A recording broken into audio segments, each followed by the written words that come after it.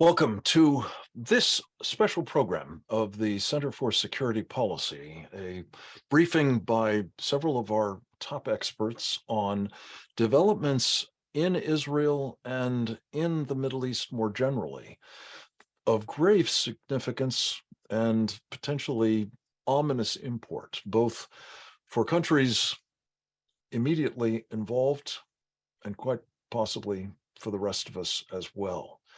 We're going to talk about, in particular, what is taking place in the Jewish state at the moment, beset with a host of problems, notably opposition, at least nominally, being expressed to judicial reforms that the Netanyahu coalition, now government, secured a mandate to effect. There is opposition to those reforms and others using that opposition as a pretext for increasing and even violent opposition. There have been developments in Iran, notably the now impending access to sufficient quantities of highly enriched uranium, bomb-grade uranium, to allow the mullahs at long last to have the nuclear capability they have long sought and often threatened to use to bring about, as they put it, death to Israel and death to America. And not least, a diplomatic breakthrough of a sort, as the Chinese communists have brokered some sort of understanding between those mullahs in Iran and their mortal enemies, the House of Saud, the Kingdom of Saudi Arabia's ruling family. This is an ominous set of developments, each and every one of them portentous.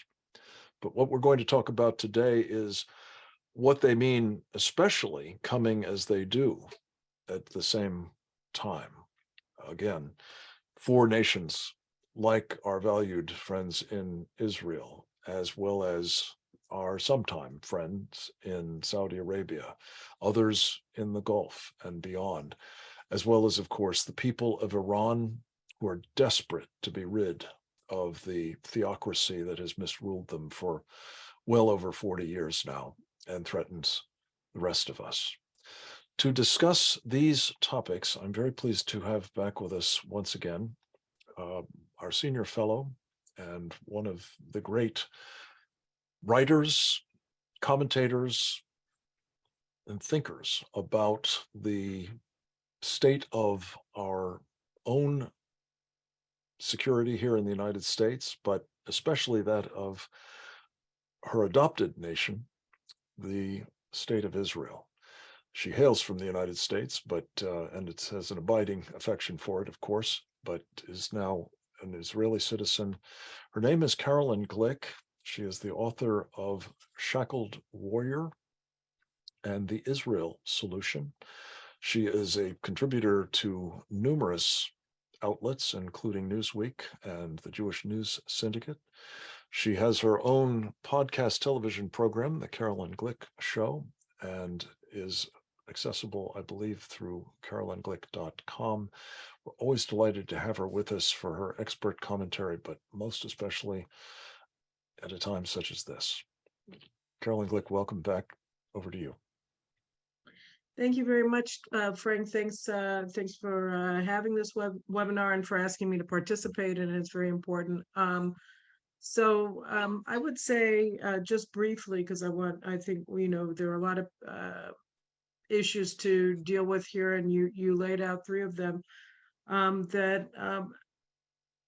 Israel is in a very fraught moment because two things that can't be delayed are now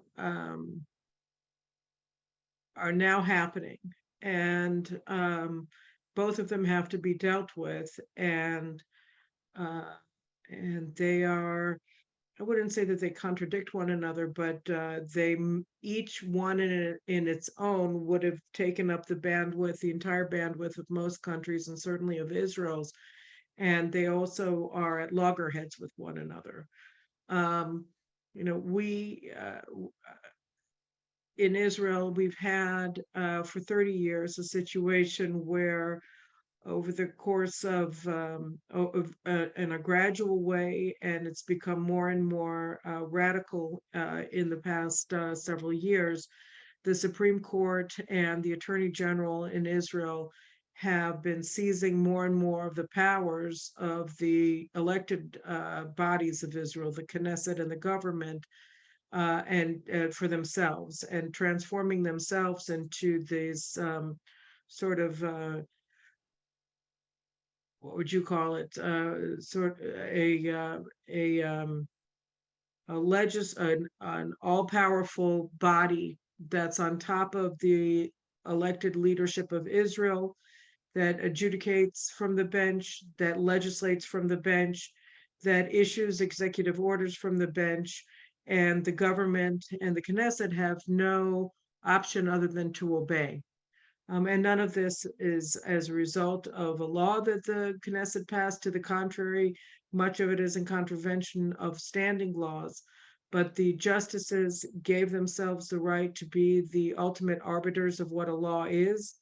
And as a result, and also made the Attorney General and the legal advisors of all of the government ministers effectively commissars of every government and of every government minister, that they get to tell them what is acceptable and what is not acceptable of their policies, of their bills, of whatever they want to do. And if the legal advisors who are not elected, who are self-appointed and self-perpetuating, say is law. And so that the rule of law has been replaced over the past 30 years with the rule of the lawyers, and not even elected lawyers, unelected lawyers, self-appointed lawyers. So this reached a head largely as a result of the railroading of Prime Minister Netanyahu by this legal fraternity between 2015 and 2019 when he was indicted. And their indictment has fallen apart in the courts as it's being adjudicated in a Jerusalem district court now for over a year and a half. And every single prosecution witness has turned into a defense witness, either in direct examination or in cross-examination. So in the last election, which was the first election after Israel had 4 elections that finally ousted the right from power, ousted Netanyahu from power, and gave Israel the most radical government we've ever seen, which was controlled effectively by the Muslim Brotherhood Party in Israel because they had control over whether the government would survive or not. After that government fell, and the public simply had had enough. And so something that had been gathering steam for 30 years slowly and then more quickly over the past decade reached a critical mass in last November's election. And the key issue in those elections wasn't Iran, it wasn't the cost of living, it wasn't taxes, it wasn't inflation, it was judicial reform. And 64 mandates out of the Knesset's 120 voted for 4 parties, all of whom had committed explicitly to substantive reform of the judicial system that would transform our judiciary from the oligarchy it has become into a co-equal branch of government that would, like the Knesset and the government, have checks and balances on its power. So shortly after the government came into office, Justice Minister Yariv Levin, who has been one of the key champions of legal reform for over 2 decades in Israeli politics, presented a very, very modest proposal for minimal checks to be placed on the court's power and on the power of the legal advisor to the government or the attorney general, that would bring them down from the realm of oligarchy to the realm of democracy.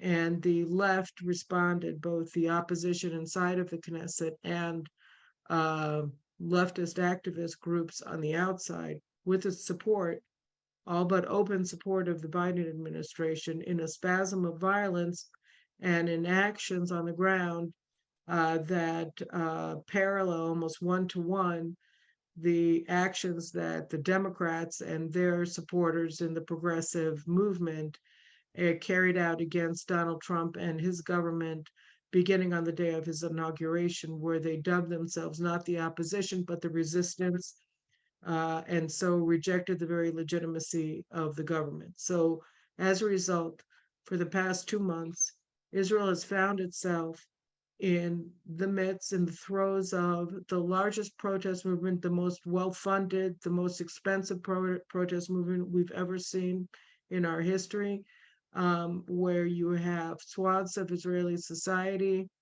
under the left, led by the media, very much like was the situation in the United States, um, being incited to effectively civil war against Israel. Today's big dramatic thing was that our president, who is supposed to be a ceremonial post, Yitzhak Herzog, has been running around for the past several months, several weeks, saying that he was going to reach a compromise agreement, and everybody held, including myself, hopes that he would actually accomplish something so that we could move on. um, but in the end, he presented his supposed compromise deal just now on primetime television.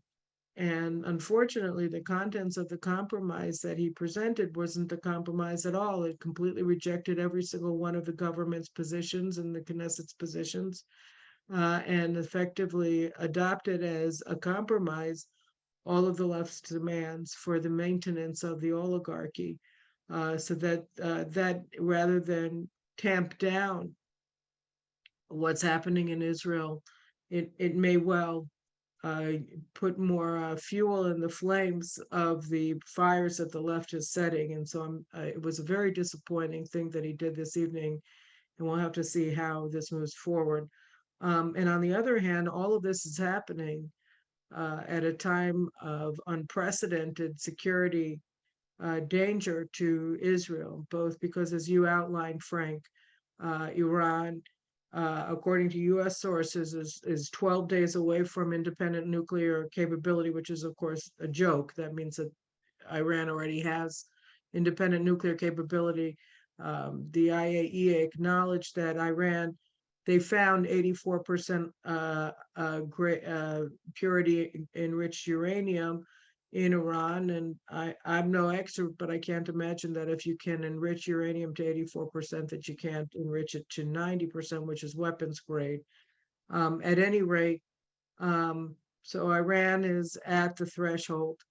And this evening, also, before the president gave his address, we discovered that, at a minimum, what's already been released is that a Hezbollah terrorist was able to penetrate Israel at a time of heightened alert, which is pretty amazing, and travel 100 kilometers to Megiddo Junction and put down a roadside bomb that went off apparently prematurely and was supposed to cause mass death. There were a lot of other plots that were afloat, at least they were widely reported and causing mass panic, particularly in northern Israel, throughout the intervening days since the attack on Monday.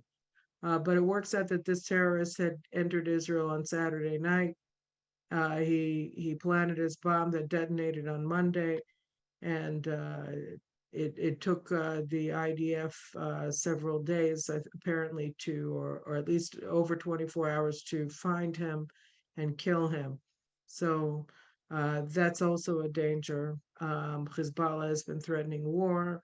The Palestinians have raised the level of their terrorism, and we have to realize that the main Palestinian terrorist organization that has been carrying out the attacks, not the main, but one of the major ones, is Islamic Jihad, which is an Iranian proxy.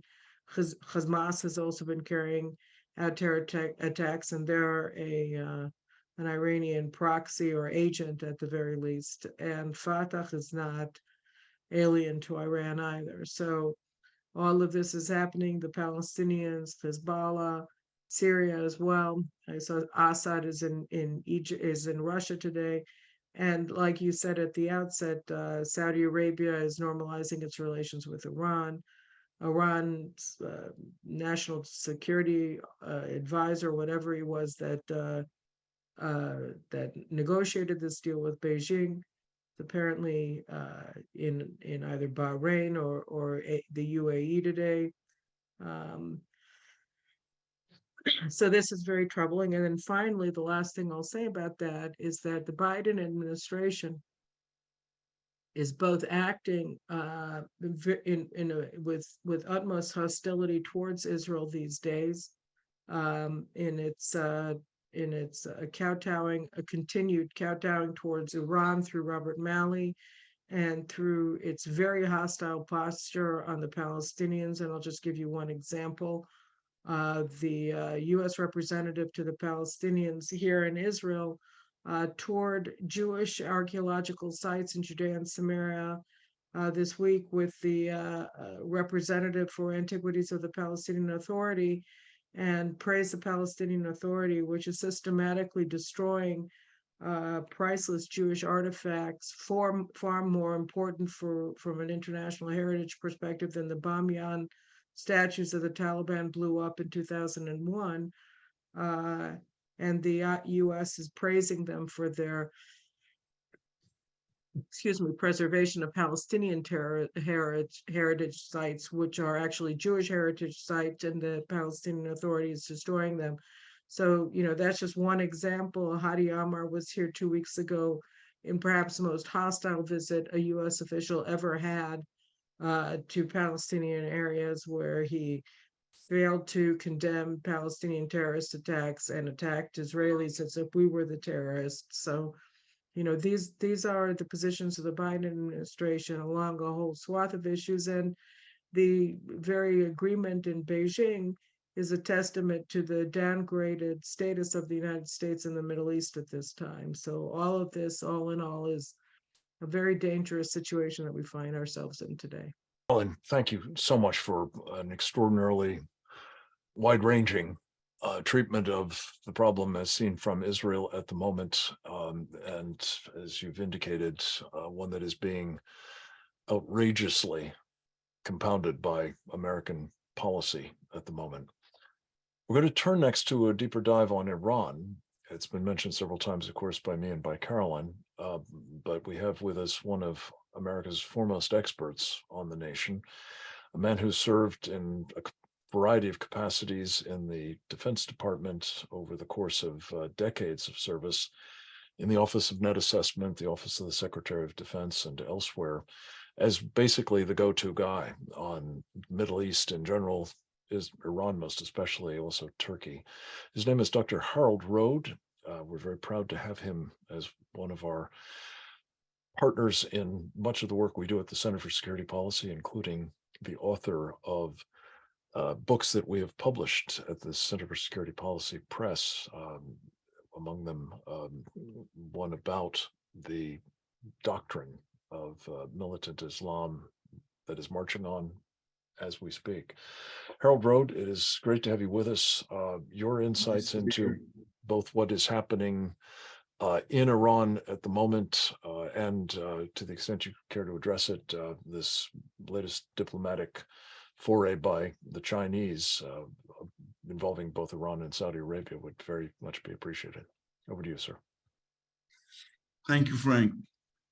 Well, the Saudis in the Middle East, and the way things work is that people go to the powerful. People look, these are small countries by and large, and they need a big power to, shall we say, like an adult with teenage kids. This is what they want. This is what they crave. And since 1945, there was an agreement between the Saudis, between the King Abdulaziz, who he was basically the founder of the Saudi state, and President Franklin Delano Roosevelt, They got together on an American ship, I think it's USS Quincy, and there was a bottom line agreement. It is that we Saudis will pump oil and make sure that the world, especially the United States, whatever it needs, we will make sure that the oil will flow. And in return, the United States will be the guarantor of Saudi security. In other words, that there would be a military umbrella, an American military umbrella, which would protect Saudi Arabia from its enemies. Now, that worked from a Saudi point of view very well. They could rely by and large on America. There is a problem that is sort of a proverb I've heard here in the Middle East from time to time, where you got to be careful though, because America, you're never sure that when America will sort of turn around and shoot itself in the foot. And with the during the last presidential campaign in the United States, President Biden really humiliated the actual ruler of Saudi Arabia today. It's Saudi, there's a king, but the king is in no position today mentally or physically to rule. He's old, his brain isn't working the best. And the crown prince is his son, whose name is Mohammed bin Salman. In short, MBS is what the very recent people know him by. And Biden said that that MBS was responsible for the murder of a journalist, a so-called journalist by the name of Khashoggi, who wrote from time to time for the Washington Post. Now, Khashoggi was a member of the Muslim Brotherhood, a senior person in this. The Muslim Brotherhood is a fanatic, radical Islamic or Islamist movement, which wants to overthrow almost all of the regimes in the Middle East, including the Saudi regime. Now, in the Middle East, we have a phrase in American English: sticks and stones will break my bones, but names will never hurt me. In the Middle East, it's slightly different. In fact, with a completely different meaning. Sticks and stones may break my bones, but names will definitely hurt me. Biden shamed the Saudi prince, and the crown prince, the effective ruler of Saudi Arabia, and by blaming him. And the United States had circumstantial evidence of what happened and how the Saudis, how shall we say, this Khashoggi was killed in the Saudi consulate in Istanbul. But we had no smoking gun. We had no proof. Now, since America humiliated the Saudi, who was in fact the Saudi ruler, only a fool would do something like that. Now, the result is the Saudis, they didn't tell Biden to go to hell or something like that, but they showed it. And how did they do that? In the Middle East again, it's all from how the Middle East sees the world. Biden comes to Saudi Arabia to beg the Saudis to keep, as president, to keep the Saudi oil flowing and to increase the flow, because Biden has in effect shut down American oil production, and the world needs it. America needs it. And what he comes to Saudi Arabia, and he lands in Jeddah, which is a city in western Saudi Arabia, and he is greeted by a deputy governor. Now, Saudis are really into protocol. This part of the world watches for these things. That is a huge humiliation of Biden. Well, we choose not to see it. And then Biden comes to Riyadh and meets the Saudi prince, and basically, shall we say, begs for oil. And the Saudi prince, very simple, a day or two before, basically said it's not going to happen. It is a humiliation putting down. But why did he do this? In the end, he said, we Saudis can't trust the Americans. They humiliated me. It's the worst thing you can do in the Middle East. Someone would rather die than have his reputation smeared. That's what President Biden did. Now, why then sign an agreement with the Saudis' arch enemy? They are Sunnis, and the Iranians are Shiites. And in the Middle East, nothing is ever settled. And what happened is the Iranians, who are Shiites, have been fighting. That the Shiites and Sunnis have been fighting since their prophet Muhammad died in 631. What is the result? The Shiites want to destroy the Saudi leadership. That's what Iran wants. So why did the Saudis then make an agreement with Iran, sponsored or supposedly brokered by the Chinese? Because America would not support the Saudis. The Saudis know that they have no choice than to kowtow to their enemies, to try to make nice to them. And that's what the Chinese were negotiating.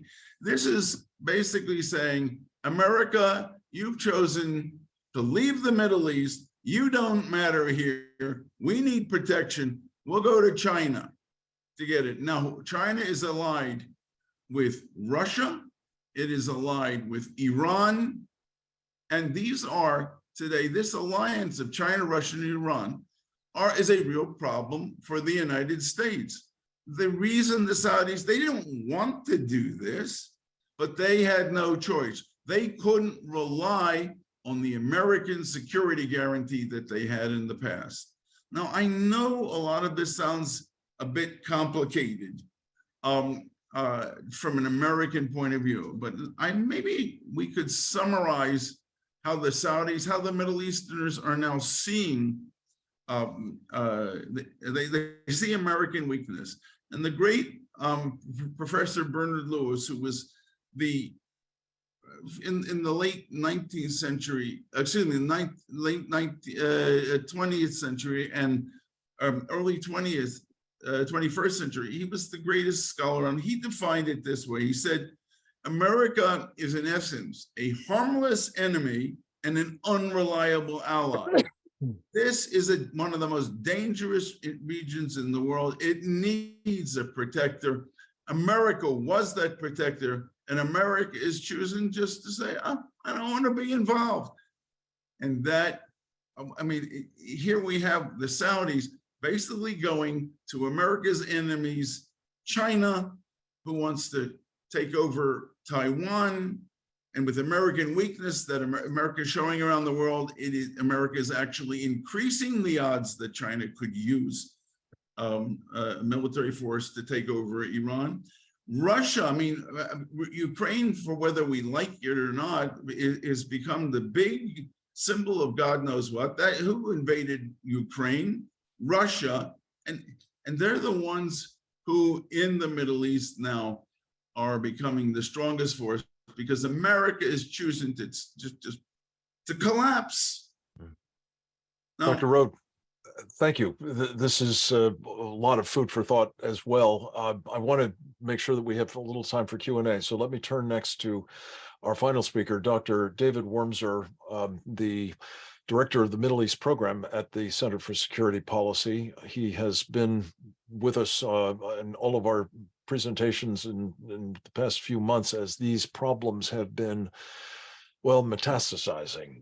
He brings an enormous wealth of experience at the highest levels of the United States government as a naval intelligence officer, lieutenant commander, now retired, in the reserves. He has been an advisor to an undersecretary of state, a national security advisor, and not least the vice president of the United States on Mideast matters. And we're delighted to have him advising us at this moment.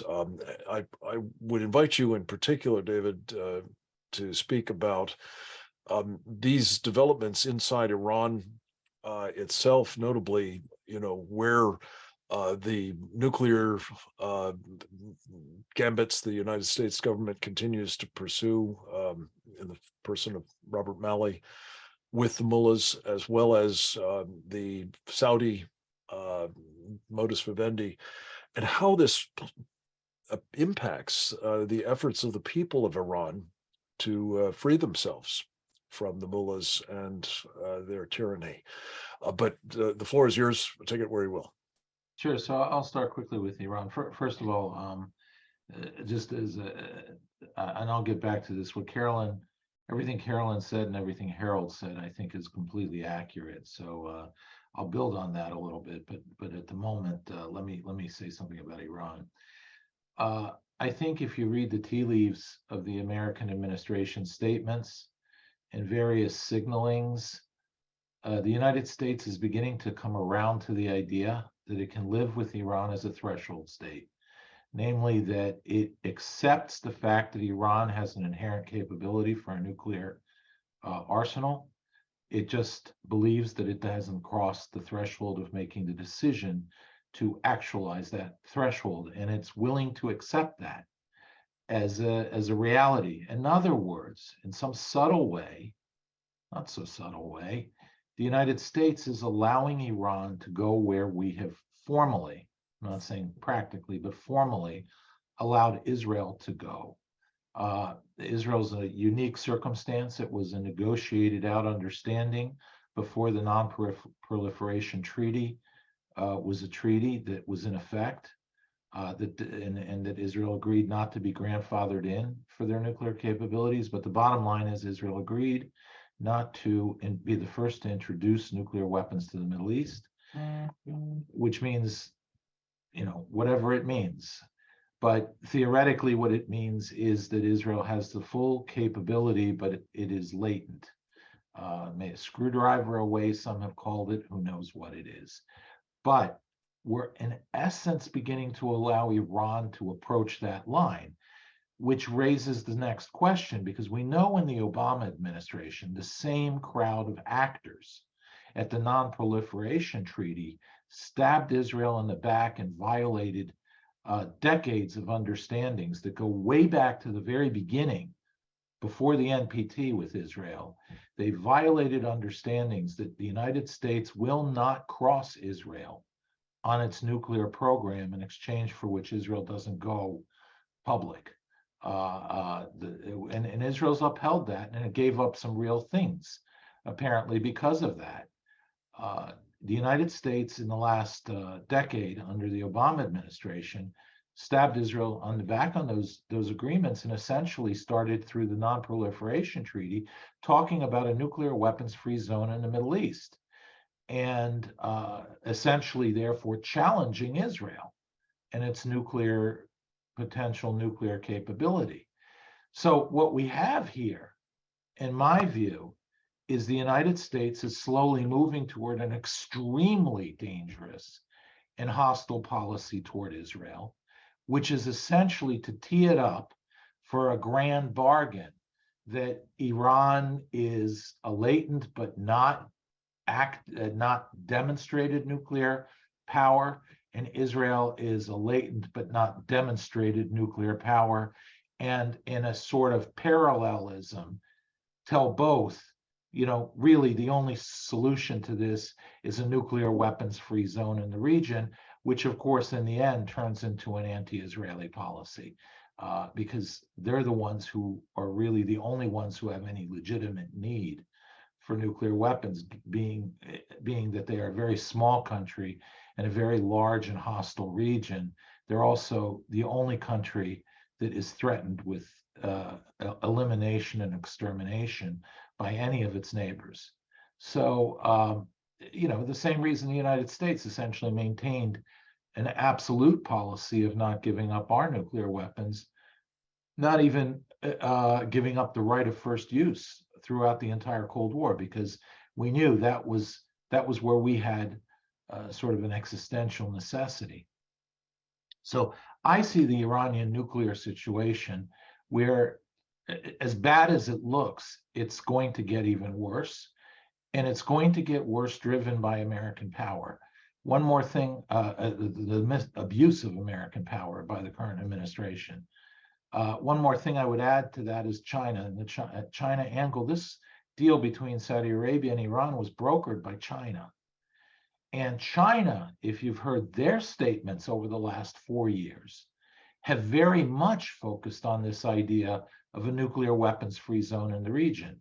And if you take at face value American statements, we not only knew about the Chinese husbanding of this Saudi-Iranian rapprochement, we actually encouraged it. So in some ways, by extension, we are encouraging, if we're allowing this Pax CCP or Pax Sinica, but it's really not Chinese, it's CCP. If we're allowing this Pax CCP, this peace by CCP, to emerge, we're in essence opening the door for their initiative to redefine the region, which they have made very clear is around the nuclear weapons-free zone. So I think this is going to get extremely dangerous.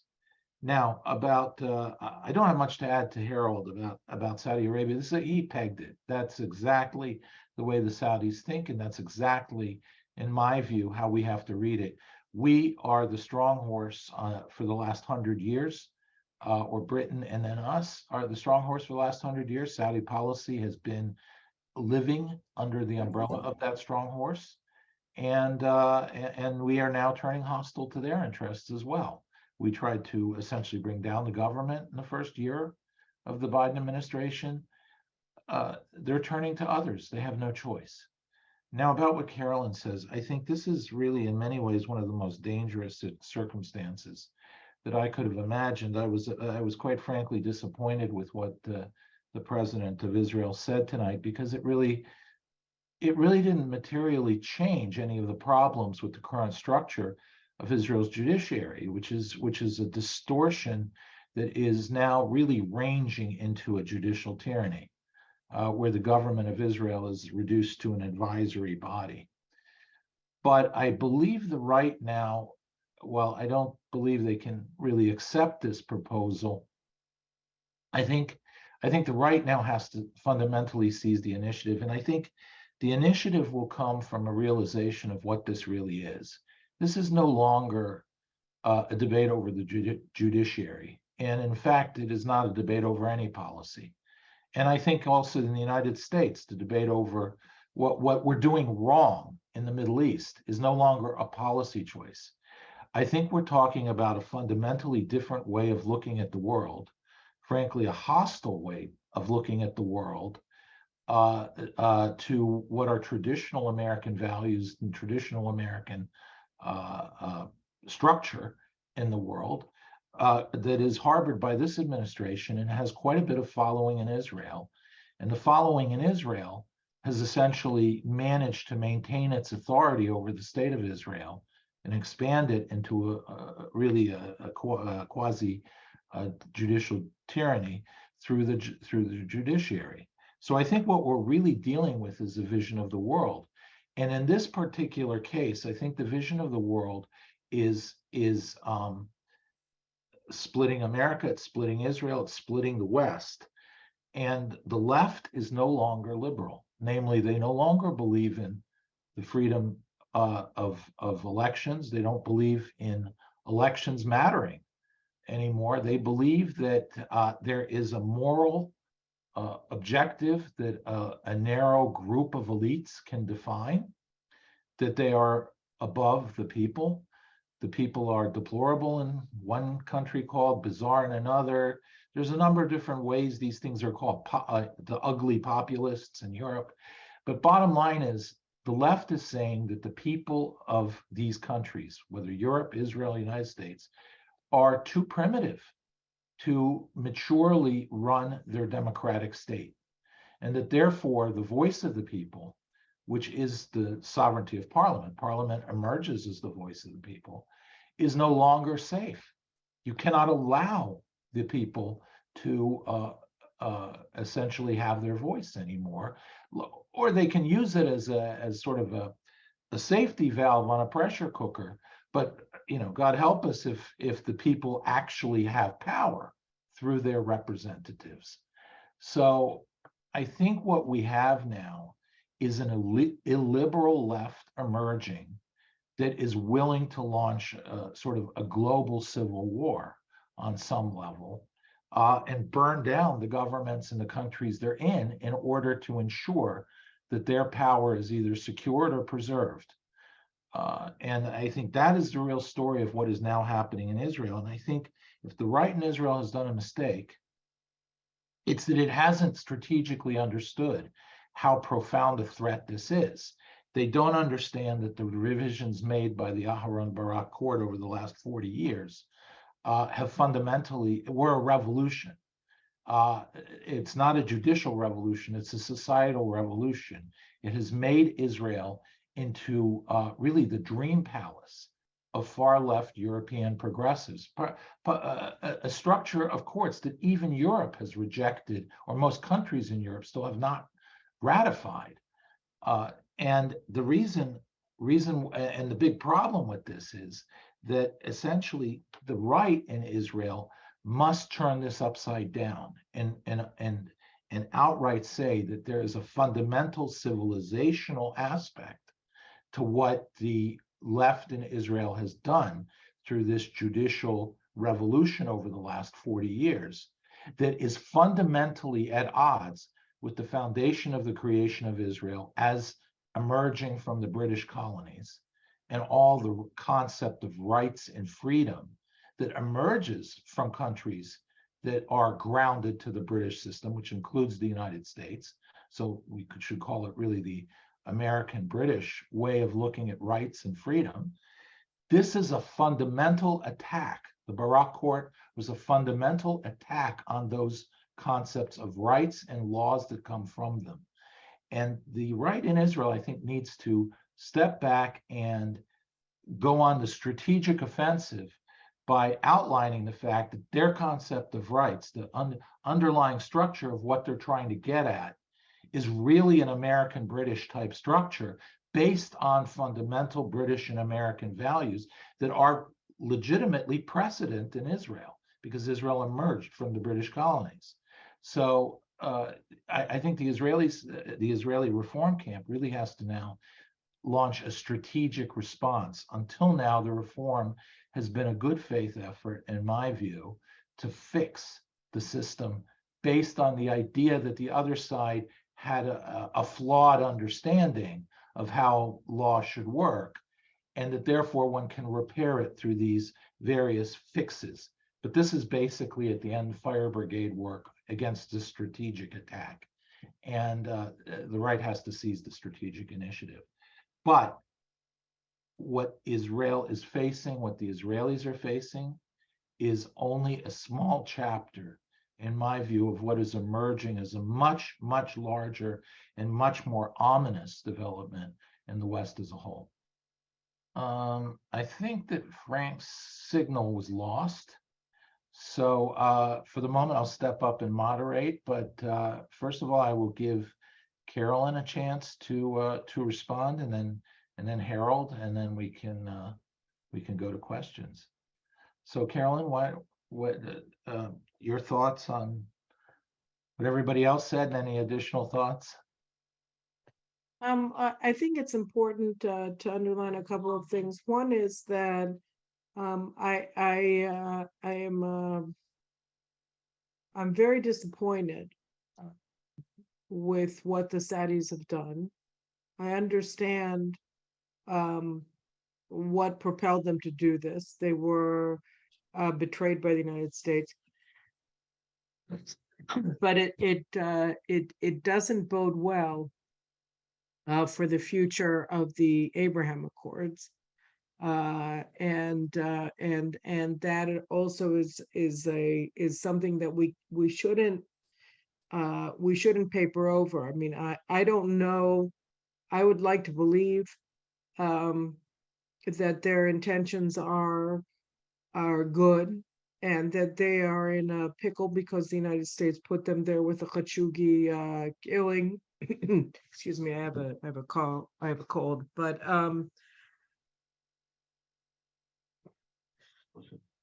excuse me, but I think that Israel should not be putting all of its eggs in anybody's basket, and that the Saudis didn't behave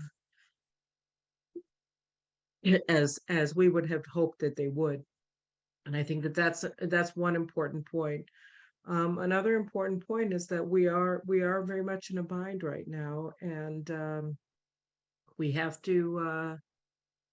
There's always something else that happens that pulls your fat out of the fire, but right now it's hard to see where it's coming from because we really are getting it from all directions at once, whether it's from our external enemies or from the left, that again is very much acting according to the playbook, almost one to one, of what the progressives did to Trump after his inauguration in terms of sowing chaos in the United States across a whole slew of areas, um, and including in Israel's case, most dangerously among our reservists, our IDF reservists, and our police force. So the Netanyahu government and also undermining our foreign position, our position in the world. Yair Lapid is acting very much as John Kerry acted, continuing to carry out his foreign policy, which in Lapid's case is Biden's foreign policy, as the head of the opposition against the government.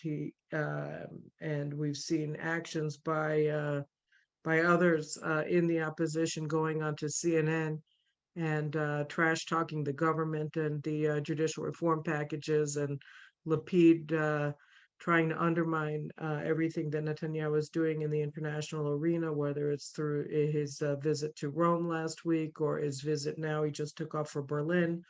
And this is the kind of destructive behavior that we saw in the United States during the Trump administration from the progressives, from the Democrats, but we had never seen it here, and we're seeing it here at a moment of great peril strategically. So and again, the thing that most depressed me about what Herzog did this evening is that he had presented himself to everybody, including members of the coalition, and many members of the right wing who have spoken to him in recent weeks, as the responsible adult in the room who's going to, end this. And instead, he really did pour fuel on the fire, and that's it's not merely regrettable. It's dangerous. So I'm not sure how Netanyahu can be the responsible adult here and maintain his government, because everybody is acting as though the responsible thing to do is to betray his voters, but he can't. So we'll just have to see what happens. But I'm almost at a loss, which is, I would say, an unprecedented position for me to be in, as somebody who's been giving my 2 cents on what ought to happen for a quarter century, and suddenly I'm not actually sure, because I had really pinned a lot of hopes on Herzog being responsible, and this evening he was the opposite of that. So where we go from here is not clear, and it is quite dangerous. And I'll just leave it at that.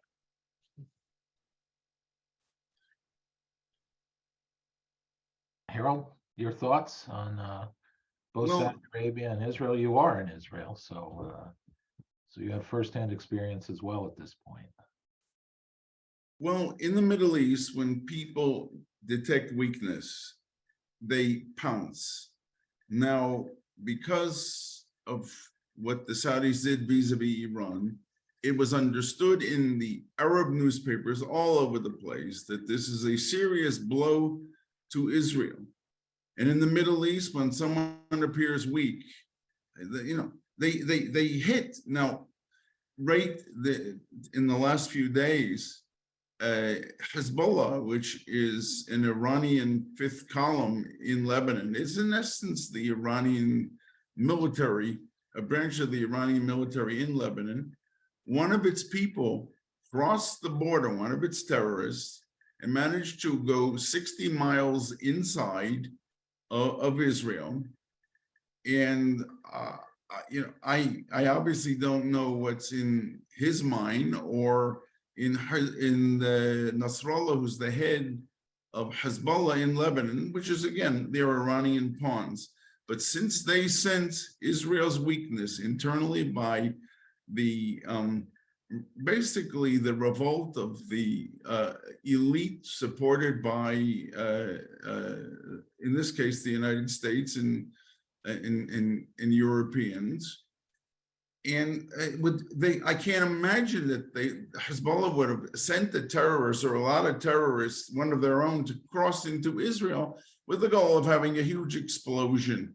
That to me only makes sense if the Iranians and Hezbollah and Israel's enemies now see Israel as unsure, unprotected by the United States, and doesn't know what to do. I don't think that Hezbollah would dare send one of its own across the border unless they realized that Israel was in turmoil and it didn't have the backing of the United States. That's what they think. Thank you, Harold. Carolyn, when Carolyn said that she's been following for 25 years and she's been at a bit of a loss, I think many of us are. I don't think any of us ever imagined something like this in Israel happening. I didn't imagine that the United States would be facilitating the entry of China to essentially establish its position in Saudi Arabia in a way that breaks the circle of opposition to the Iranians at a time when the Iranian people are begging for the West just to stand with them. And that is what the United States is not willing to do. And I've come to the conclusion, not just based on analysis, but also based on things I'm hearing, that the United States policy is not regime change in Iran. It is not. It believes that the regime will survive and can survive indefinitely, and that the real goal has to be moderation of the regime and return back to the happy days of Khamenei, Rafsanjani, and Khatami, and so forth. And they believe that in as much as there is some real purpose to supporting the uprising in Iran, it is in order to pressure the regime to again re-engage in moderation. Moderation then translates into a little bit of an easing of the internal situation and, of course, a new nuclear deal. So that, in my view, is the American position right now. Ultimately, the Iranian people and their freedom are a pawn, not an objective of this administration. It is something that can be bartered, and you see it. Britain shut down Iran International, clearly at the behest of the United States, and that could only be done if we were on board with the Chinese proposal. That was the quid pro quo that the Iranians desperately needed from the Saudis for setting up an embassy again, which is that the West and the Saudis who funded one of these stations stop supporting the Iranian opposition and giving them a voice. So this, I believe, couldn't have been done without the United States buy-in. So I think the United States is modulating the Iranian freedom movement as a pawn, not as an objective. My sense is that we're all basically in agreement that this is. That's impossible. Henry Kissinger couldn't be left speechless.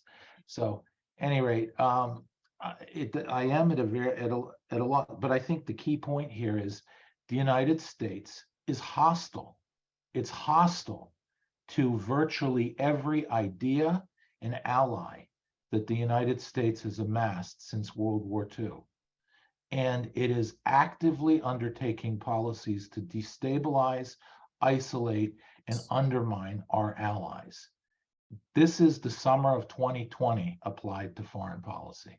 So let me just summarize some of the questions and throw it back to you, Carolyn and Harold. Really, a lot of the questions I'm seeing coming in are basically saying, so where are we going to be in 2 years? Are the Abraham Accords going to survive? What's going to happen in Israel? Is war inevitable at this point now between Iran and Israel, Hezbollah and Israel, and so forth? So I think there's a lot of, among the audience, I'm sensing a lot of anxiety about where things are going to go now, that they accept a rather difficult analysis of what's going on, but they're wondering, these are questions that essentially say, are we in a game-changing moment where the future can look radically different than the present? Carolyn, you want to take a first stab at that? Sure. I do think that we're moving towards war. I don't think that there's anybody who really denies that, not from the escalation that we're seeing from Hezbollah, not from the actions that and from the Palestinians, and not from the actions that are being taken by Iran, both on the domestic front in Iran and also in relation to Saudi Arabia, and of course, first and foremost, and above and beyond everything, their nuclear weapons program. So I think that if I read correctly, and again, in this level of uncertainty, it's possible that I don't. I'm taking that as a given. So with that caveat that I may be wrong. I think that the Saudi-Iranian normalization deal is only supposed to, excuse me, it's one of those things, as soon as I start talking, I start coughing. But the normalization deal is only supposed to go into effect in 8 weeks, which basically gives Israel 8 weeks to act. And if we do, and if we take concerted action that undermines Iran's power, then we can expect to see a regional alliance forming with Saudi Arabia joining the Abraham Accords in one sense or another. And if we don't, then we will see the Abraham Accords unravel, because the Abraham Accords, at the end of the day, as I see it, are based on common interests and a common perception of interests on the part of Israel and the Sunni Arab states in the Persian Gulf. But as Israel looks weaker and as Iran looks stronger, that perception of interest on the part of the Arabs will likely change. And as a result, the basis of the Abraham Accords will become weaker and weaker. So I think that Israel has a discrete amount of time in which to act, either alone or begin alone and then receive the support of others. But that those kinds of things have to be done. And I'll just say one last thing here, which may or may not be a source of hope, but our friend and my longtime mentor on all things related to Iran is Michael Ledeen. And Michael told me many years ago, when I started writing about Iran, that we have to remember that what applies to cats also applies to Iran, which is that there's more than one way to skin it. And it's my firm belief, and this is something that Michael also taught all of us, that the key to everything is the Iranian people. And to the extent that we're able to provide material support to the Iranian people, or elements of the Iranian people, whether it's ethnic minorities or students or whomever it may be, to attack in a significant way targets inside of Iran that are vital for the regime to continue to function, then that would destabilize the regime. And to the degree that the more the regime itself is weakened, the larger the prospects for significantly setting back their nuclear capabilities. So I think we're seeing too much chaos in Israel and too much order in Iran. And to my mind, the place to start this is not, if possible, in, at the tail of the snake, being Iran's terrorist proxies in Lebanon and in the Palestinian territories in Syria, but rather in the head of the snake inside of Iran itself. So the more that Israel can focus its efforts on undermining the stability of the Iranian regime, attacking areas of the regime that are vital for the functioning of the regime, and of course, aspects at least of its nuclear program, the better off we'll be. The smaller the likelihood, excuse me, again, of a major regional war. And I'll just leave it at that. All right. Frank is, I think, might be back with us, but Harold, you want to pick up? I would like not to agree with Carolyn. The problem is she's right. Now, we have a few, shall we say, hopeful signs in Iran. There have been in the last day or two in Iran serious demonstrations against the regime. And it's amazing that the people feel comfortable enough that they're or unafraid enough to go out into the streets. There's no doubt about it that the people in Iran want to be liberated, and when Netanyahu makes a comment, for example, about Iran, and he addresses from time to time the Iranian people, and it's translated underneath into Persian, the national language of Iran, it gets a lot of people listen to it. They are looking, please help us liberate ourselves from this regime which hates America with a passion, hates Israel with a passion, wants to destroy both. And again, it reminds me of another quote that I heard in the past about American government officials, and I used to be one myself. It is that someone spits in my eye and I say, "Oh, it's raining." And that is what we are choosing to do in the United States now, in our American government. And any of America's allies have got to run for cover, and there's no choice. And you therefore go to America's enemies. Please save us. We need a strong man to do this. We need to go with a strong horse. It's sad. It's awful. And what America is doing is basically increasing the chances of war, very much so here in the Middle East. And I would venture to say that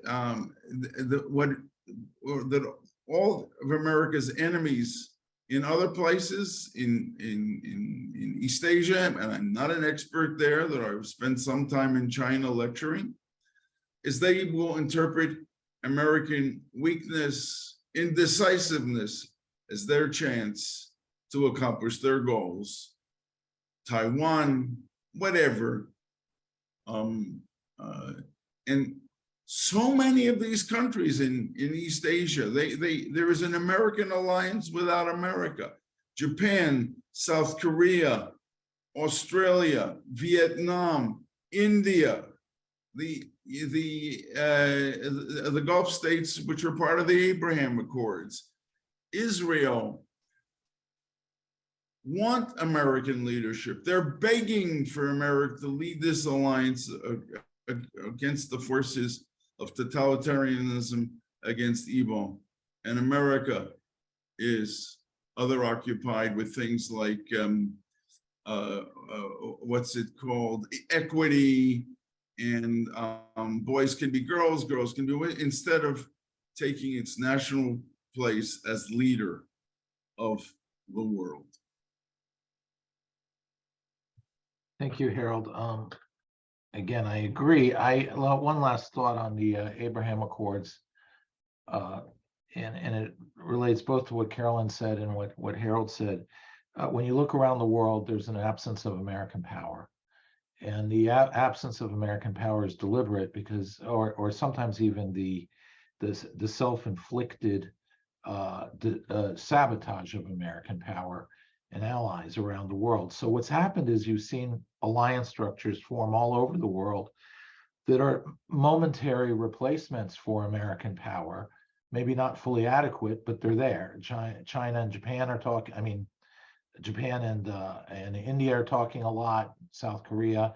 Israel had the Abraham Accords with the UAE, and in Eastern Europe, you're seeing, you know, such massive, large, traditional great powers like Lithuania and Estonia and Finland step up to the plate, along with genuinely more large countries like Poland, Slovakia, and so forth, to essentially fill the void that American powers left. The problem that we have here now, in Israel in particular, and in the Middle East, is that structure could hold as a very powerful, very effective, and very stable structure that will carry us through the tough times if Israel understood its role in it. And the problem is that when you looked at the Negev summit last year, where Israel, instead of understanding the Abraham Accords, shut down the Palestinian problem as a veto over any progress with fellow Arabs, or with neighboring Arabs. The Negev summit last year took the Palestinian issue at the behest of the Americans and reinserted it back into the Abraham Accord structure. In other words, it transformed the Abraham Accords back to the failed 40-year Oslo process. Similarly, when you look at the agreement in Lebanon, the maritime agreement that Israel signed, it had neither the Negev summit nor the maritime agreement had any discernible Israeli interest. These were American imagined interests, interests that were responding to American requests, which means Israel portrayed itself as a vassal of the United States. And we know what the Saudis and the UAE think of the United States right now. It's somewhere between very misguided and very hostile. So the moment that the Israelis showed themselves not to follow their own interests and instead follow the American interests, it diminished massively the Israeli value in the mind of the UAE and the Saudis, and therefore it does threaten the Abraham Accords.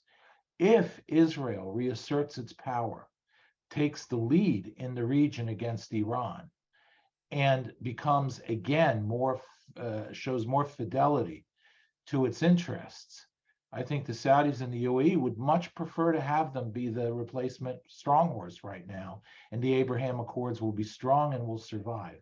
So I think this really depends on Israeli confidence in power and the application of power to pursue its interests, which then leads back to the reform issue and the fact that we are right now in what is, I think at this point, can only be called an attempted coup by the left against the legitimately elected government. And this has to pass. This moment has to pass for Israel to succeed.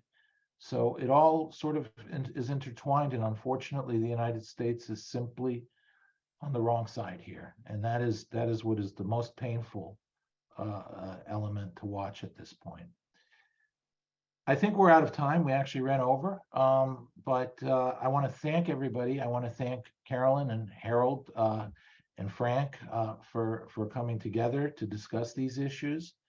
And we will be posting this on our website shortly. So those of you who joined late or if you want to refer a friend to watch, it will be available quite shortly.